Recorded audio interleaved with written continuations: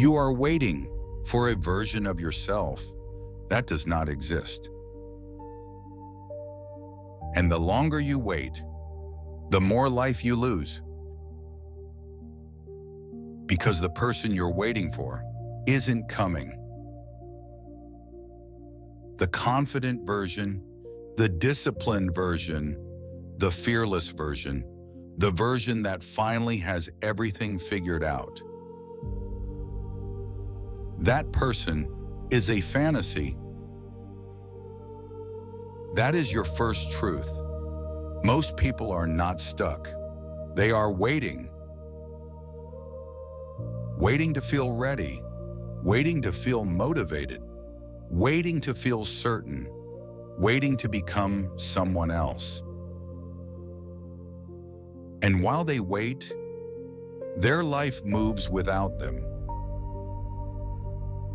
Think about that. How much of your future have you sacrificed to a version of yourself that never arrived? Because readiness is one of the biggest lies people tell themselves. Nobody feels ready. Not before difficult conversations, not before major decisions, not before change. Yet people keep waiting, as if confidence comes first. It doesn't. That is your second truth. Confidence is not missing. Evidence is. Most people think confidence creates action, but confidence is usually the result of action. That is why waiting is so dangerous. Every day you avoid something difficult, you collect evidence that you cannot handle it. And every day you face it, you collect evidence that you can. The problem was never confidence. The problem was waiting for confidence to give you permission. Because permission never comes. You have to act without it. That truth is uncomfortable. Because it destroys the fantasy.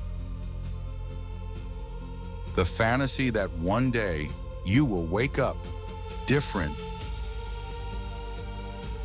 more disciplined, more motivated, more courageous, and then everything will change. No, nothing changes until you do. And you don't change by becoming someone new.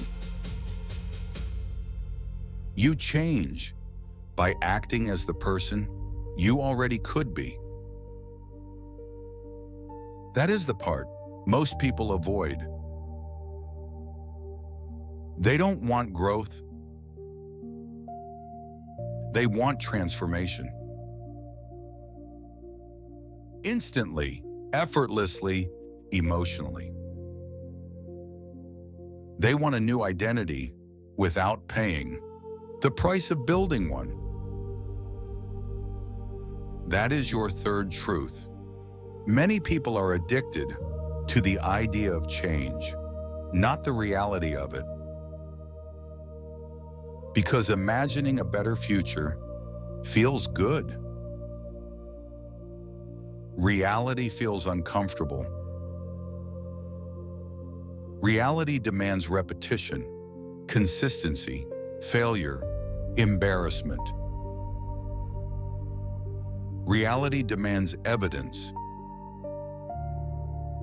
and evidence takes time. That is why people stay trapped inside self-improvement. Always learning, always planning, always preparing, never becoming. Because preparation feels safer than proof. And proof can fail. That is your fourth truth. The future version of you cannot save you, because that version is being created by the decisions you make today or avoid today. Every day you wait, you are teaching yourself the same lesson. Not yet. And eventually, not yet becomes identity. That is why years disappear, not through disaster, through delay. One more week, one more month, one more year, until eventually you realize you spent your entire life waiting for permission from yourself, and permission never came. That realization destroys people, because deep down, most already know the person they are waiting for doesn't exist and never will. That is your fifth truth. The future version of you was never holding you back. The fantasy of becoming them was, because that person was never waiting for you on the other side of time. That person was supposed to be built through the decisions you kept postponing. The version of you that you are waiting for is not ahead of you. It is buried underneath the actions you keep avoiding. So what changes now? You stop asking, when will I be ready? And start asking, what am I avoiding right now? Because readiness is not a requirement. It is usually an excuse. And excuses become prisons when repeated long enough. If this feels uncomfortable, good. That usually means you're getting closer to something real. Subscribe for more truths most people spend their entire lives avoiding, because most people would rather protect a comforting fantasy than face an uncomfortable reality.